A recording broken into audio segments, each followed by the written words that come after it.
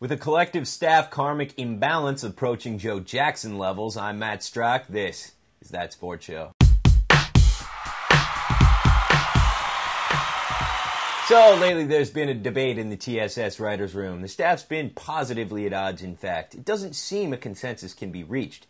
Eder Kipton. Frankly, the arguments reached a stalemate. But yesterday we decided to stop the chatter about reality TV for a quarter hour or so to talk about how best to approach the Steve McNair story. As you know by now, McNair was gunned down by a jealous mistress while he was in every man's most vulnerable position, sleeping one off on the couch. And while the bosses have been debating whether or not we're able to include the mini Phil Hartman jokes we planned for today's show, the staff's been arguing about what angle to take on the QB's death. And the angle we settled on was no angle at all. You see, the McNair tragedy seems to have given license to every hack who can still tap away at a keyboard or yammer in front of a camera to remind us that athletes often lead secret lives that they keep from their families and the public at large. There's also no end to talk of what the incident means for other athletes who are thinking of cheating.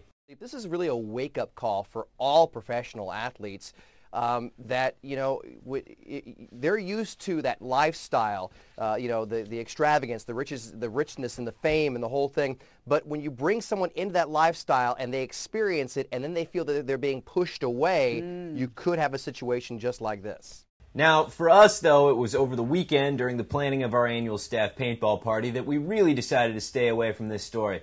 It happened because we caught a documentary about the Kennedys on HBO, and the movie reminded us of something. There used to be a time when the media ignored the romantic entanglements of the powerful. A guy like JFK or Babe Ruth could sleep around, and the media wouldn't air his dirty laundry for all to see. Maybe that wasn't such a bad thing. Now, hear us out.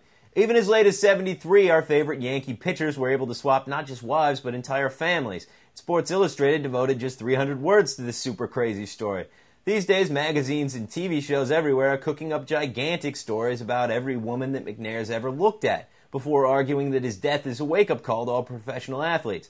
But here's the extent of our opinion. Rich and powerful men, not just athletes, have been cheating on wives and girlfriends for centuries. It's not a good thing, but it also isn't really newsworthy either. And it's especially not worth a news star of sports media talking about over and over again.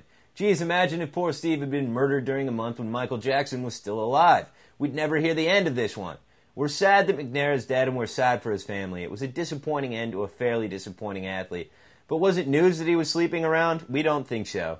Better to just let us know that McNair's life ended abruptly and move on. We don't need to dwell on the sordid details because this story reads like a bad Lifetime movie. Even worse, some bloggers and mainstream sources have begun to insinuate that McNair got what he deserved, as though lecherous behavior should merit the death penalty.